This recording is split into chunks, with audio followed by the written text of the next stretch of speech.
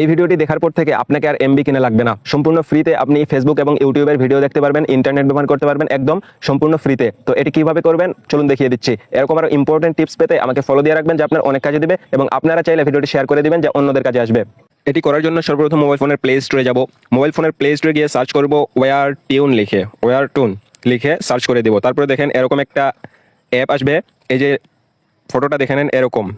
এইটাকে ইনস্টল করে এখান থেকে ওপেন করে নিব। এখান থেকে ওপেন করার পরে এখানে দেখেন নট কানেক্টেড লেখা আছে, এইটাতে ক্লিক করে এটা কানেক্ট করে নিব। এখানে প্রসেসিং হচ্ছে এবং এখানে ওকেতে ক্লিক করে দিলে এটা প্রসেসিং নেবে, 15 সেকেন্ডের মতো সময় নেবে, তারপর এটা কানেক্ট হয়ে যাবে। তো আমরা ওয়েট করব। তো এখানে দেখেন এটা কিন্তু কানেক্টেড হয়ে গেছে। চলুন আমরা দেখি যে ফেসবুক কিংবা ইউটিউব চলতেছে কিনা। আমরা সর্বপ্রথম ইউটিউব চালিয়ে দেখব।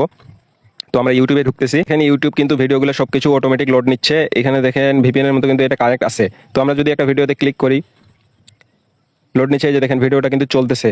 এখানে দেখেন ভিডিওটা কিন্তু চলতেছে।